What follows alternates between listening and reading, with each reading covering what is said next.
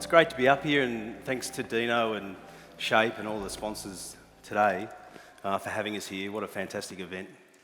So congratulations, Dino. Dino's our PrefabAUS state champion for South Australia too, so on a regular basis presents to the board and tells us what's happening in South Australia, and we really value that contribution. So it's a pleasure to be here and join you today to discuss Building the Future We Want, Australia's Smart Building Revolution. This is a direction-setting document for the decade to 2033 for the development of a whole new value-adding industry for Australia. We will be taking its message to important forums like this, as well as on the road to the key decision makers and players, governments, industry, unions, the research and education sector, and communities across Australia, whose active involvement and support are critical for our success. We intend that Building the Future We Want, which we released to the PrefabAUS members a couple of weeks ago, to have a major impact on policy and programs for the development of an Australian smart building sector. We commend the entire document to you. We cannot review all of it here. Instead, in keeping with our core aim of elevating prefabrication and smart building as a target sector for national and state policies, we concentrate on those elements that make Building the Future We Want a genuine industry roadmap. These elements are the assessment of where the industry is in Australia in 2023, the vision statement of where we want to be after a decade of concerted strategic effort expressed in 19 targets, and our 12 strategic recommendations outlining how to get there. Just a bit of background to the work. So Lance and I have actually been working together since 2015, the establishment of the Innovative Manufacturing CRC, which we were both involved in industry transformation, theme 4, the very early stages of what became the Future Map tool. And if you haven't seen that as an SME, that's a fantastic digital health check for your business, so do check out Future Map. But what has led us here today, and I'd like to also acknowledge Duncan and the work that he's been involved with in what we call the Prefab Innovation Hub. And this was a funded program from the federal government through the AMGC. And with that, we delivered 7 projects. So this is the precursor to the work we've done. We had Monash University, you had HIA, University of Wollongong. PrefabAUS undertook 3 of these projects. We did the Smart Building Industry 4.0, the prefab funding and financing, and the Better Buildings and Better Bottom Lines. So we kicked off this roadmap in Adelaide in November last year. We took this on the road up the East Coast as well through 4 workshops. So I want to acknowledge the input from some of the people in the room today who are at those workshops. Without your contribution, we wouldn't have been able to do this.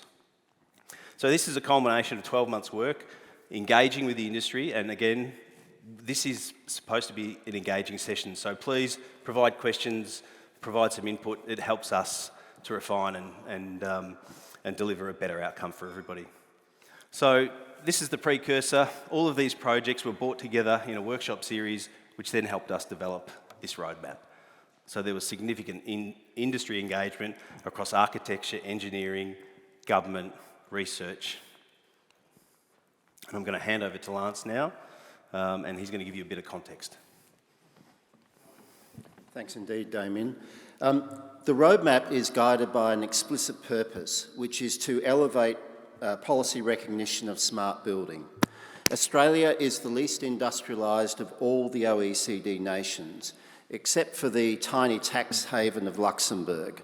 This is the result of 30 years of deindustrialisation that today finds us over-dependent on resource extraction, often locked into commodities a decarbonising world will have no use for, and with an economic structure in many respects resembling that of a third world nation. But we have huge opportunities for reindustrialisation, especially linked to our world-significant resources of both renewable energy and the metals and minerals needed in a net zero economy.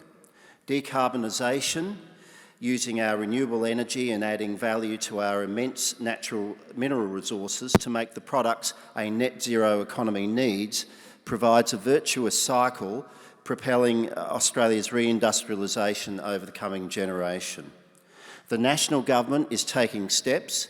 These have to be described as rather tentative ones at this stage, but steps towards a reindustrialisation agenda through initiatives like the National Reconstruction Fund. Smart building is not referenced under the fund, but the nominated priority sectors have connections back to prefabrication. Australia's need and potential for a smart building revolution are enormous. On paper, Australia is poised for prefabrication uplift. But in 2023, we find large gaps in capability and capacity that can only be made up through a dedicated smart building strategy, a national strategy. That is the context of this roadmap. Today's prefabrication becomes smart building with broad-based benefits for Australia's economy, environment and society. We have talked about the reindustrialisation agenda. Here we need only mention its other benefits with which many of you may already be familiar. Benefits of higher productivity feeding into enhanced affordability, higher build quality, the potential for radically lower carbon impacts and enhanced possibilities for ageing-friendly living in communities and greater climate resilience. These benefits form the case we make for a national strategy.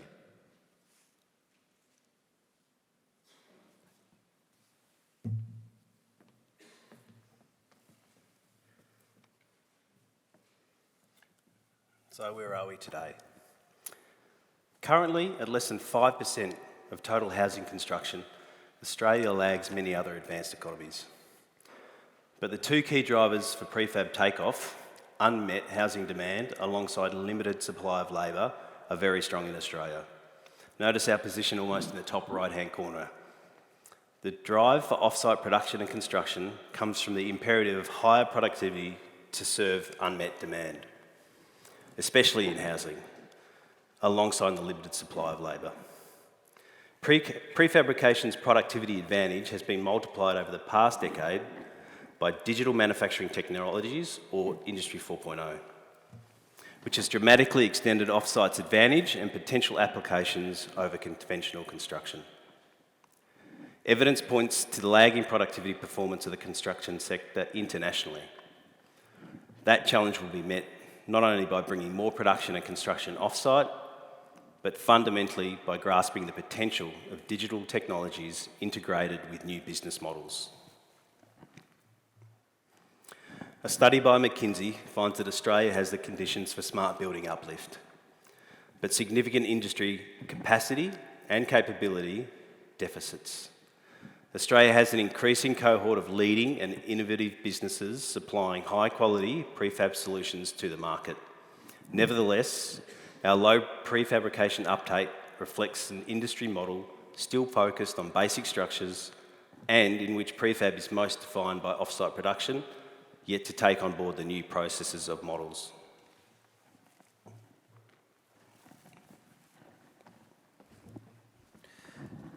The smart building value chain is detailed in the roadmap. Here we can only give the briefest outline of its 7 key stages or links.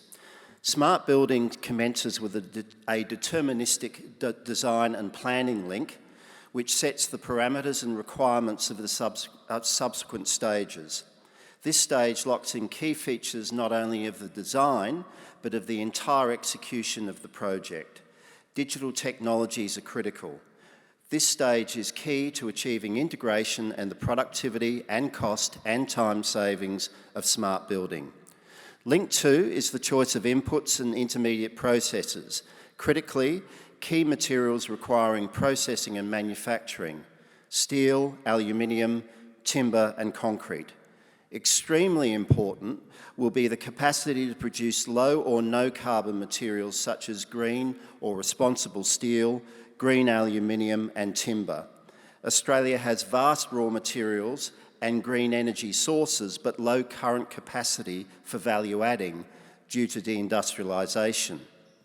Link 3, procurement supply chain operationalises decisions made in Link 1 by managing the supply chain and logistics tracking, quality control, ensuring products meet specifications, and control of the flow and supply of materials to the project. Links 4 and 5 are production, manufacturing and assembly, comprising production methods, controls, optimisation and automation, quality control, resource efficiency, systems integration, electronics, IT, energy systems and so on. Link 6 of Through Life Support and Systems comprises user analytics, condition monitoring, predictive maintenance, system upgrades and energy systems using digital technologies to ensure the efficiency and cost effectiveness of a building's operational performance.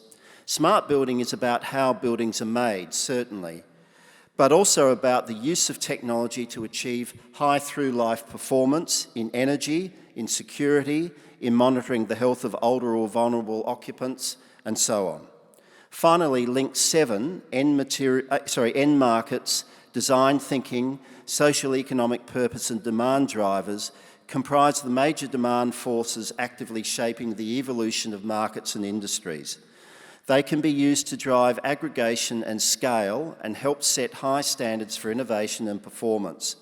They are driven by society-wide objectives such as industrial policy, decarbonisation, affordability, resource efficiency, greater economic circularity and more inclusive communities.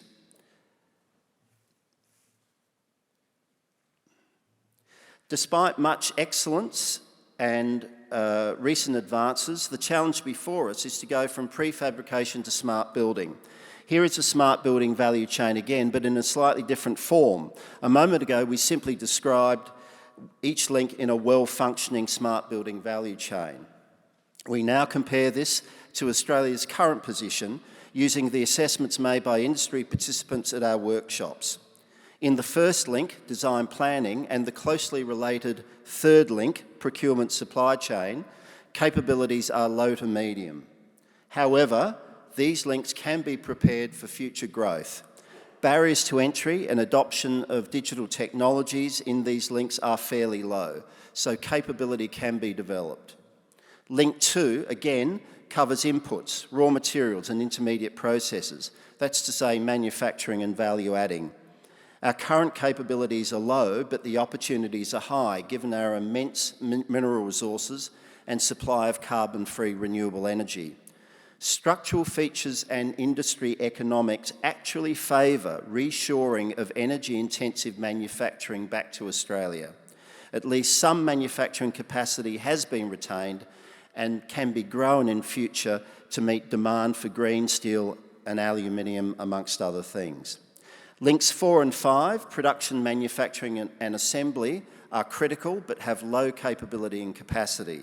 There is fragmentation and lack of scale. Rapid digital take-up is essential. This large gap must be closed rapidly, requiring carefully targeted programs.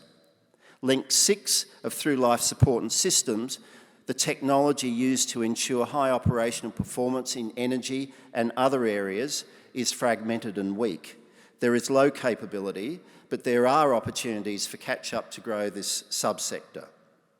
End markets, or Link 7, is critical.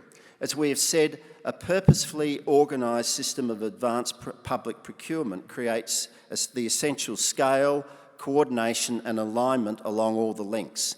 It acts deliberately as a demanding lead customer to achieve higher capability and new products, new processes and services across the value chain.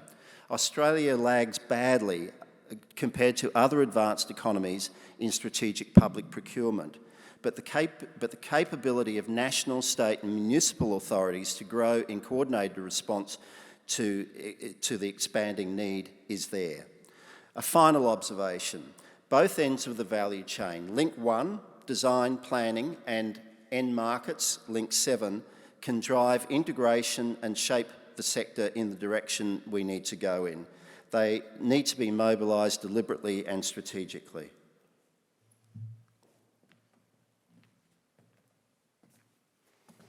So what are we going to do? It's not all doom and gloom, is it? We've got a real plan that we want to share with you. The following is a short summary of our recommendations. These are all interdependent. There's some repetition here, exactly because they are interconnected parts of a comprehensive strategy that we've developed. First, we must elevate smart building in a policy sense. If Australia lacks national policies to support smart building, there are ways to link it to recent initiatives favourable to Australia's reindustrialisation by embedding smart building goals in existing national initiatives, especially the National Reconstruction Fund and the National Housing Accord aim for 1.2 million new affordable homes. Explicitly recognising smart building for policy and program focus with a nationally integrated industrial strategy. Second, advanced public procurement processes are needed to coordinate demand-side forces and build scale. This involves coordination and dovetailing of Commonwealth, state and local government projects of significance, as well as large private sector projects. A portfolio approach, where possible, providing industry with good prospective information on a rolling basis to build project scale, visibility and capacity for forward planning. Transparency is the key. A presumption in favour of prefabrication in selected projects. Targets or, as appropriate, mandates in designated major projects, such as a minimum level of smart building and use of low-carbon materials.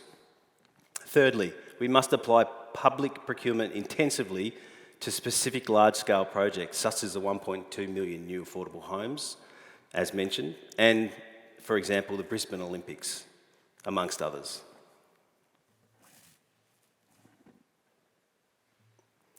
Moving on, we must embed DFMA in large-scale flagship projects to lift industry capability and drive value chain integration, again, with the main factor being advanced public procurement.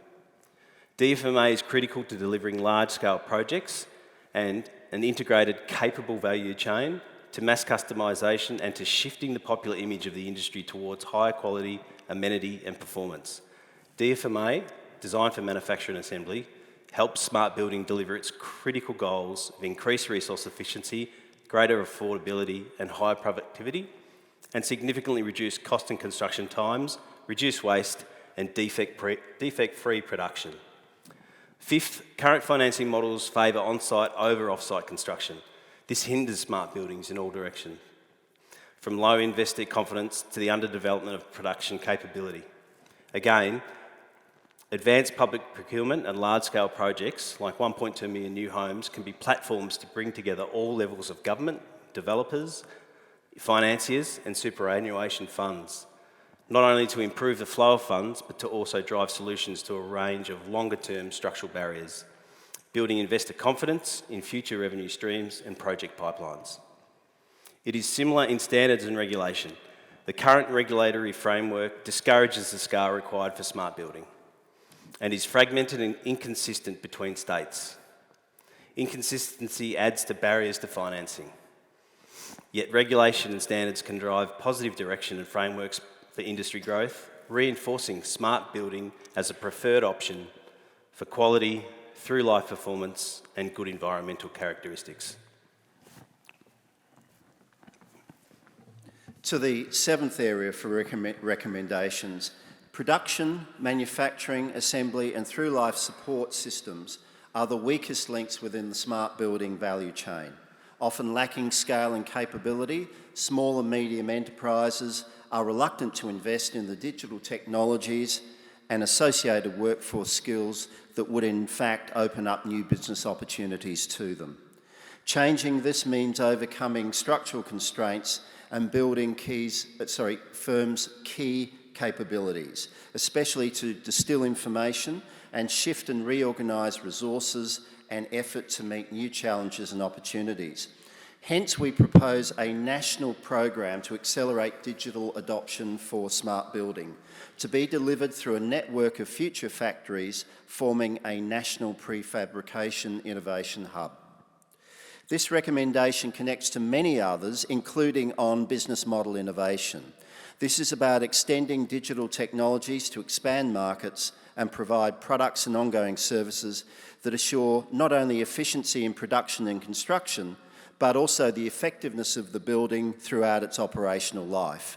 An example is use of cheap sensors and cloud technology to monitor performance of system components for preventative maintenance and for ongoing energy efficiency.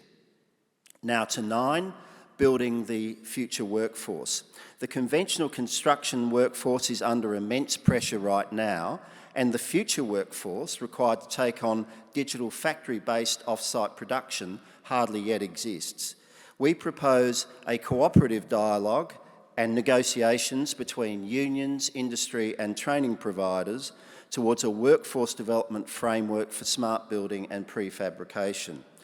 This entails a new trade certificate for prefabrication, including digital skills, but I emphasise it's aimed at enhancing the role of workers and trade skills, not replacing them. 10. Smart building needs a knowledge-intensive ecosystem able to supply services critical to its rapid development. Things like applied research, technology demonstration and prototyping facilities, information on industry trends, markets and emerging product and service opportunities, workforce development issues, new business models and so on. Current supports are fragmented and should be consolidated into a well-led system of network future factories, that is, into a national prefabrication innovation hub. 11, we need flagships, baselines and benchmarks. We can build the future we want, not when we simply assert the advantages of smart building, but when we can demonstrate them to decision makers and to the Australian community. The confidence to invest, the desire to purchase, the ability of governments to make decisions and to set directions all depend on demonstrating the advantages of smart building over conventional. So we propose 1, designating 10 smart building national flagship demonstration projects, and secondly, determining our current baselines and performance goals against roadmap targets to demonstrate precise advantages of smart building in areas of cost, construction time, reduced waste and high resource efficiency, lower embodied carbon, and through-life energy benefits, including 10-star energy ratings. Finally, we must change the perception and image from current views of the sector to a new awareness of its ability to deliver outcomes individually and across, to deliver higher outcomes, I should say, individually and across society and the environment. Over the decade, we will show smart building is synonymous with quality, through-life high performance, sustainability, affordability and social inclusion. If implemented as an integrated strategy, these measures will create a virtuous cycle of industry growth with benefits recognised across Australia's economy, society and environment. Where would we be in 2033? What impacts could we expect to have? As Damien said, there are 19 targets within the roadmap. Australia's smart building revolution will see transformation of our sector over the decade. Our ambitious targets, our recommendations, our directions for concerted action all reflect this major change. Smart building will deliver immense benefits to Australia's economy, society and environment if we apply leadership, focus, planning, partnerships and strategy to the task.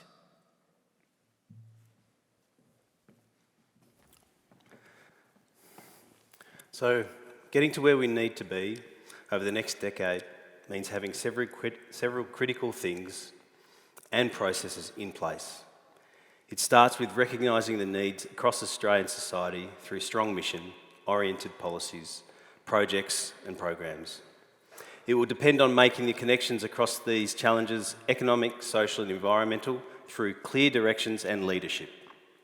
It needs a comprehensive and inclusive approach, sustained through partnerships and common purpose and leadership at all levels.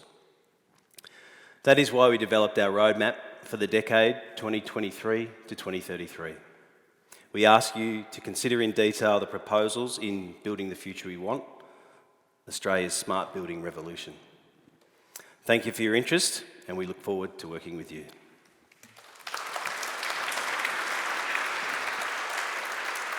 Come and join me over here. So, thank you for sharing the roadmap.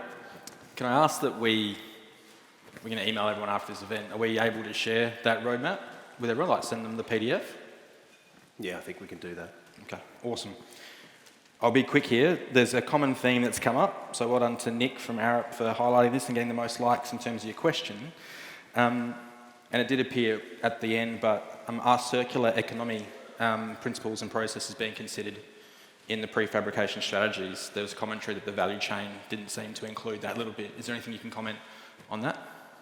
The purpose of this forum and the development of that was to get the engagement. So we ran 4 workshops with over 200 industry participants, and that was what was proposed as the smart building value chain. We're happy to take feedback, and that's the whole purpose of this, is to engage with the audience and take that on. But Lance, I don't know if you can actually speak unless you're at the lectern there. Sorry, I just had a phobia about putting that on my face. Fair enough. There's an absolute commitment to principles of to the circular economy within the roadmap. The presentation of the value chain that was given was intended to give a snapshot of exactly where we are, what our key strengths and weaknesses are, and how we, which then gives us the basis for the recommendations, which include a heap on circular economy. So we're absolutely converts to the idea. Yeah, and I think that's reflected in the targets. Yep. Brilliant. I'll ask one more quick one. I guess as the sort of industry body for prefabrication, smart construction, smart building, because that's what we're going to start calling it. Have you seen any movement on bigger players, private entities coming into this space and investing? Because we've seen that happen historically, like a Lend-Lease, for example, made a big leap into that space. Are we seeing any other big players emerge? We are. There is investment happening. There's, you see AV Jennings investing in the Pro9 panelised wall systems. You've got Henley, and if we talk about volume residential, which is the most underrepresented area of construction in prefabrication. So if we take prefabrication across all sectors, health, education, commercial, other areas, very well represented, and you do many projects in those sectors. Volume residential construction, very challenging. Too much variation. Everybody wants their own product, their own bespoke home, so it's quite difficult to address that. But we are seeing some significant investment now in standardising what is called mass customisation, which is customising elements which make sense, components, and then giving architectural freedom to facades and other components to the building. So we're starting to see some investment happening right across the board, not only in residential, but into commercial and high-rise buildings as well. Easy. We thank these guys again. Cheers. Thank you. Cheers.